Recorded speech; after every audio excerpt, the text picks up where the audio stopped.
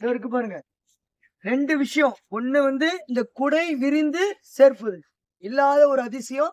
குடை விரிஞ்சு அழகா பல விஷயம் இப்ப வந்துருச்சு. ஆனா பல்லாண்டு காலங்களுக்கு முன்பே இதை அழகான முறையில அந்த அமைப்புல ஏற்படுத்திருக்காங்க. ஒண்ணு கொடை விரியும் அழகா, அப்புறம் அழகாக முடி தூணாயிடும். அது ஒண்ணு.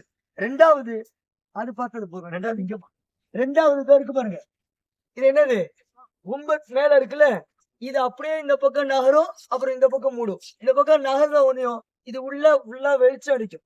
இது இருக்கா, வெள்ளையா தெரியுதா? இது எல்லாமே அந்த பக்கம் போகும், இந்த பக்கம் வரும்.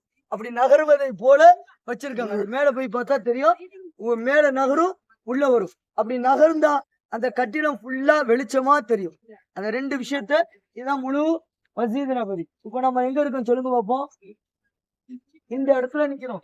இங்க இருக்கோம், இங்க இருக்கோம், இந்த பகுதியில நிக்கிறோம். சரி வாங்க, அப்படியே நில்லுங்க. ஒண்ணு எப்படியோ நிறைய வேணாம். இங்க பாருங்க, கண்மணி நாயகம் அவங்க நின்னு தொலை வச்ச மெஹராபே ரசூல். மெஹராபி சொன்னா ரசூல் சல்லல்லாஹு நின்னு தொலை வச்ச இடம். இன்னைக்கு இமாம்கள் அங்கதான் நின்னு தொலை வைக்கிறாங்க. இத இன்ஷா அல்லாஹ் ஆண்கள் போயிட்டு பக்கத்துல நின்னு பாப்போம். அல்லாஹ் தௌஃபீக் செய்யணும் இன்ஷா அல்லாஹ். முடிந்தானா ஒரு வக்து தொழுகை அல்லாஹ் நமக்கு கொடுக்கணும். ஆமீன் சொல்லுங்க. பெண்கள் இன்ஷா அல்லாஹ். இப்ப நீங்க போகக்கூடிய இடம் என்னங்க, என்ன இடத்துக்கு போறீங்க? சொர்க்க துண்டில் தொழக்கூடிய இடத்துக்கு.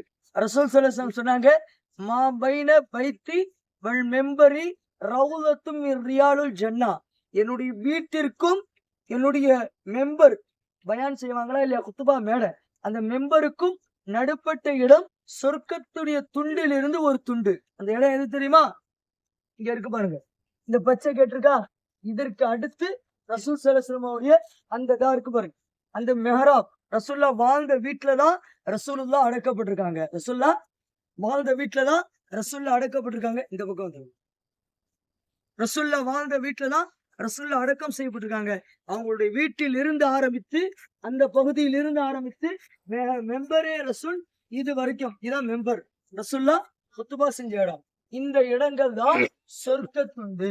இந்த இடங்கள் தான் ரவுலத்துல் ரியாலுல் ஜன்னா என்று சொல்லக்கூடிய சொர்க்கத்துண்டு. இந்த இடத்தில் தான் ஆண்கள் சென்று தொழுவாங்க. இதுதான் இங்க பெருசா காட்டமா இல்லையா, மெஹராபே ரசூல். ரசூல் ஸல்லல்லாஹு அலைஹி வஸல்லம் அவர்கள் நின்று தொலை வச்ச இடம். இந்த இமாம்களுக்கு பெரிய பாக்கியத்தை அல்லாஹ் செஞ்சான். இன்னைக்கும் இந்த இடத்துல தான் தொலை வைக்கிறாங்க. இந்த இடத்துல நின்னா இமாம்கள் தொலை வைக்கிறாங்க. இந்த இடத்துல உள்ளுக்குள்ள தொழுவதுதான் சொர்க்கத்துள்ள தொழுது. பெண்கள் இதற்கு நேர் பின்பக்கத்துல தொழுவீங்க, நேர பின்பக்கத்துல தொழுவீங்க. உங்களுக்கு அந்த பக்கத்துல இருக்கா இல்லையா, இது வந்து ரசூல்லா அடக்கப்பட்டிருக்க இடத்துக்கும் இந்த பக்கம் வீட்டு பொருட்கள் உள்ளதுக்கும் ரைட் சைட்ல உள்ளது, ரைட் சைட்ல உள்ளது. மெஹராபுக்கும் லெப்ட் சைட்ல உள்ளது. இங்க வந்து சரீர் என்ற ஒரு தூண் இருக்கு. சுத்தமே சரி, விருந்தாளிகள் வந்தால் உபசரிக்கக்கூடிய தூண் என்று ஒன்று இருக்கு. சரியா, விருந்தாளிகள் எப்போ பொதுவாக அந்த நேரத்துல கண்மணி நாயகம் ஸல்லல்லாஹு அலைஹி வஸல்லம் யாராவது வெளியிலிருந்து வந்தா என்ன செய்வாங்க, 3 நாட்கள் தங்க வைப்பாங்க. 3 நாட்கள் தங்க வச்சு உணவளிப்பாங்க. ஏன் வந்தீங்கன்னு கூட கேட்க மாட்டாங்க, என்ன வேலைன்னு கூட கேட்க மாட்டாங்க. அப்படிப்பட்ட ஒரு நல்ல குணமுடையவர்கள் அன்சாரிகள். இப்போ உள்ள சிச்சுவேஷன் எப்படின்னு தெரியல, ஆனா அந்த நேரத்துல 3 நாட்கள் வரை விருந்து உபசரிப்பாங்க. அந்த விருந்து உபசரிக்கக்கூடிய இடம்தான் சுத்துனே சரீர், விருந்தாளிகளை உபசரிக்கக்கூடிய இடம் என்று ஒரு தூண் இருக்கு. அடுத்ததாக சுத்துனே ஹரிஸ். சுத்துனே ஹரிஸ்னா காவலாளி தூண். கனிமத்து பொருட்கள், போரில் இருந்து கிடைக்கக்கூடிய அந்த பொருட்களை எல்லாத்தையும் ஒன்று கூட்டி ஒரு இடத்துல வைக்கப்படும். அதற்கு காவலாளியாக நல்ல பெருமானால் சில நேரங்கள்ல சில சஹாபாக்களை போடுவாங்க.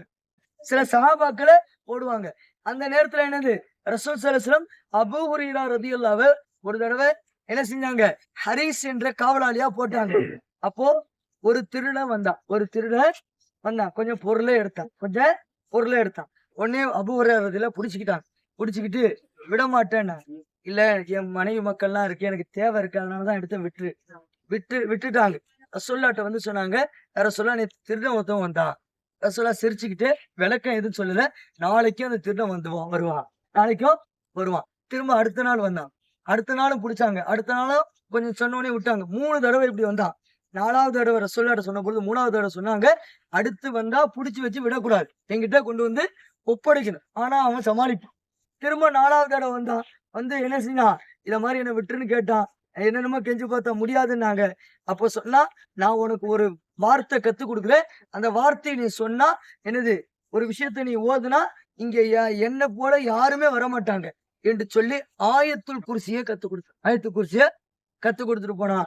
அத ரசூல் ஸல்லல்லாஹு அலைஹி வஸல்லம் வந்து சொன்னாங்க. அபூ ஹுரைரா வந்தானா திட்டேன் வந்தான் புடிச்சீங்களா புடிச்சு வச்ச என்ன சொன்னான் உன்னை கத்து கொடுத்துட்டு போயிட்டான். உன்கிட்ட கொண்டு வரதுக்காக இருந்த ஆயத்துல் குர்சியை கத்து கொடுத்தான். அவன் சொன்ன விஷயம் உண்மைதான். வந்தவன் ஷைத்தான். வந்தவன் யாருங்க ஷைத்தான். அவன் சையதுல் மலக்கூத்தாக இருந்தான். மலக்குமார்களுக்கெல்லாம் தலைவனாக இருந்தான். அதனால சையதுல் மலக்கூத்தா இருந்ததால வந்த ஷைத்தான். அவன் சொன்ன விஷயம் என்னதான் ஆயத்துல் குர்சி ஓதுனா எந்த திருடனும் வீட்டுக்கு என்ன செய்ய மாட்டான் வரமாட்டான் என்ற சுப செய்தி அங்கேதான் சொன்னார். அதே போல சுத்துனே உக்கூத் வெளியிலிருந்து வரக்கூடியவர்களுக்கு இஸ்லாத்தை பத்தி எத்தி வைக்கக்கூடிய ஒரு தூணும் அந்த பகுதியில இருக்கு. சுத்துனை தௌபா ஒரு சாபி சின்ன தவறுனால தன்னைத்தானே கட்டி போட்டு கொண்டார். பஸ்ல அதனுடைய விளக்கங்கள் சொன்னோம். தன்னைத்தானே கட்டி போட்டு கொண்டார். கட்டி போட்டு கொண்டு என்னது ரசூல்லா அவுத்து விடுற வரைக்கும் நான் என்ன அவுத்துக்க மாட்டேன்ட்டு அங்கேயே நின்னாரு. அப்படியே தன்னை கயிறால கட்டிக்கிட்டே நின்னாரு. அப்பதான் அல்லாஹ் ஆயத்தே இருக்குன்னா அவருடைய பாவத்தை அல்லாஹ் மன்னிச்சுதான். அப்புறம் ரசூல் ஸல்லல்லாஹு அலைஹி வஸல்லம் வந்து அவங்களை அவுத்து விட்டு சொன்னாங்க, ஒருவர் தவறு செய்தால் அவரை பற்றி அவர் தவறை பற்றி அவர் தௌபா செஞ்சாரா பேசக்கூடாது சொல்லிட்டு சொன்னாங்க. இவர் செய்த தௌபாவை மதீனத்து மக்கள் முழுக்க பரப்பி கொடுத்தாலும் அது ஈடாகாது. அப்படிப்பட்ட தௌபாவை செஞ்சுட்டாங்க. இனி அவருடைய தௌபா அவரை பற்றி அவர் செஞ்ச தவறை பற்றி பேசக்கூடாதுன்னு சொல்லிட்டு அதை கட்ட அவுத்து விட்டு அதனால அந்த அல்லாஹ் அந்த சஹாபியுடைய பாவத்தை அந்த சுத்தினை அந்த இடத்துல மன்னிச்சதால அந்த 3 பேர்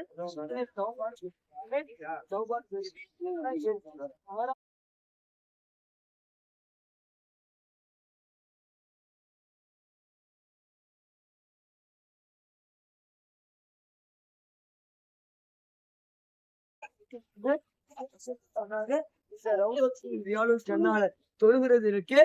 நாளை மறுமையில் இந்த இடமானது சொர்க்கத்தோடு சேர்க்கப்படும். சொர்க்கத்துக்கு போனா சும்மா கிடைக்குமாங்க கிடைக்குமா? அதனால இன்ஷா அல்லாஹ் ஹாஜிமார்கள் பெண்களுக்கு தெரியாது. இதனுடைய பின்பகுதியை மேல மட்டும்தான் தெரியும். எல்லாருக்கா இது போல உள்ள பின்பகுதி மட்டும்தான் பெண்களுக்கு தெரியும். ஆண்கள் சலாம் சொல்ல போகும் பொழுது இது தெரியும். தொழுதுட்டு வரும்போது தெரியும். இங்க இப்படி ஒரு பகுதி பொதுவா எல்லாம் விளங்கி இருக்கிறதுன்னா இதுல ரசூல்லா இதுல அபூபக்கர் நாயகம் இதுல யாரு உமரதிலாம் சொல்லுவாங்க. அப்படி இல்ல இந்த பகுதியில என்னது ரசூல் ஸல்லல்லாஹு அலைஹி வஸல்லம் வீட்டு பொருட்கள் இருக்கு. வீட்டு பொருட்கள் இந்த பகுதியில தான் இருக்கு. அந்த தூண்கள் எல்லாம் சொன்னா இல்லையா இதுக்கு அந்த சைட்ல தான் அந்த தூண்லாம் இருக்கும். 3 தூணும் அந்த சைட்ல தான் இருக்கும். இதுல ரசூல் ஸல்லல்லாஹு அலைஹி வஸல்லம் வீட்டு பொருட்கள் இருக்கும். அடுத்து பாருங்க அண்ணலம் பெருமானார் அவங்களுடைய புனிதமான உடல் அடக்கப்பட்டிருக்கக்கூடிய இடம் இதான். நடு தட்டுல உள்ள இந்த இடம் தான் ரசூலுல்லாஹ்வுடைய அந்த புனிதமான உடல் வைக்கப்பட்டது. அது எப்படி இருக்குன்னு சொன்னா இதான் கிப்லா பக்கம். இதான் கிப்லா பக்கம். இப்படி இருக்கும். கிப்லா சாரி இப்படி இருக்கும். கிப்லா பக்கமா நமக்கு இப்படி தெரியுது. ஆனா அந்த பக்கம் என்ன இருக்கு ரவுதா இப்படித்தானே இருக்கு. இந்த பக்கம் தான் சலாம் சொல்லிட்டு இப்படி இருக்கும். ரசூல் ஸல்லல்லாஹு அலைஹி வஸல்லம் தலைப்பகுதி இங்கே இப்படி அடக்கப்பட்டிருக்காங்க. சரியா? இது வந்து அந்த பக்கத்துல இருக்கும். சொல்றது புரியுதாச்சு? நம்ம இப்படிதானே போறோம். இந்த பக்கம் இருக்கும். இப்போ ரசூல் ஸல்லல்லாஹு அலைஹி வஸல்லம் தலைப்பகுதி இங்க. அடுத்து அபூபக்கர் நாயகம் இப்படி உமரது இல்ல இப்படி. அதான் முதல்ல இருக்கிறது ரசூல் ஸல்லல்லாஹு அலைஹி வஸல்லம் தலைப்பகுதி உள்ள அடக்கஸ்தலம். இதுல அபூபக்கர் சித்திக் நாயகம் அவங்களுடைய இருக்கக்கூடிய அடக்கஸ்தலம். இது உமரே ஃபாரூக் ரலியல்லாஹு இருக்கக்கூடிய அடக்கஸ்தலம். 10க்கு 10 தான் ரசூலுல்லாஹ்வுடைய வீடு. 10க்கு 10 தான் இந்த பகுதி மட்டும் தான் வீடு. ஆயிஷா ரலியல்லாஹு சொல்லுவாங்க, அண்ணலம் பெருமானார் நான் தூங்கி கொண்டிருப்பேன். அண்ணலம் பெருமானார் தொழுவிக்கா எஞ்சி தொழுவாங்க. என் காலை தட்டுவாங்க, நான் மடக்கிக்குவேன், சதா செய்வாங்க. அதான் வீடு. அதான் ரசூல்ல அடக்கப்படுறாங்க. அப்புறம் அபூபக்கர் நாயகம் அடக்கப்பட்டாங்க. அடுத்ததாக யாருக்கு வச்சிருந்தது அந்த இடம்? மூணாவதா ஆயிஷா ரலியல்லாஹு ஆயிஷா ரலியல்லாஹு வச்சிருந்தது. என் கணவரோட என் தந்தையோட அடக்கப்படணும்னு சொல்லிட்டு நினைச்சாங்க. உமரது எல்லாம் 2வது கலிஃபா அவங்களுடைய சக்கராத்துடைய நேரத்துல அனுமதி கேட்டு அனுப்புனாங்க. ரசூல்லாவோட இருக்குன்னு ஆசைப்படுறேன், என்னது அதுக்காக கொஞ்சம் அனுமதி கொடுக்க முடியுமான்னு கேட்டப்போ ஆயிஷா நாயகி என்ன செஞ்சாங்க? உம்மஹாத்துல் முஃமினீன் தனக்கு உரித்தான இடத்துல விட்டு கொடுத்தாங்க. எனக்கு பரவாயில்ல இருக்கட்டும்னு சொல்லிட்டு அப்போ உமரதியில அடுத்து அடக்கப்பட்டாங்க. இதுதான் 3 ரசூல்லாவும் 2 கலீஃபாக்களும் அடக்கப்பட்டிருக்கக்கூடிய ரவுதா. இங்க போய் தான் சலாம் சொல்ல போறோம். இதுக்கு பின்பக்கத்துலதான் நீங்க சலாம் சொல்லுவீங்க இன்ஷா அல்லாஹ். உணர்வுகளோட சொல்லுங்க. இந்த இடம் இருக்கு. இந்த 3வது தட்டு இது வந்து ஈசா அலைஹிஸ்ஸலாம் வருவாங்களா இல்லையா? 33 வயசுல உயர்த்தப்பட்டாங்க. திரும்ப வருவாங்களா இல்லையா? அவங்க அடக்கம் செய்யப்படுறதுக்காக ஒதுக்கி வைக்கப்பட்டுள்ள இடம். இதுக்கு அடுத்து ஒரு பகுதி வெள்ள தாட்டு போட்டிருக்கோம். உங்களுக்கு பின்பக்கத்துல அது மேக்சிமம் சரீரத்துக்கு இல்ல.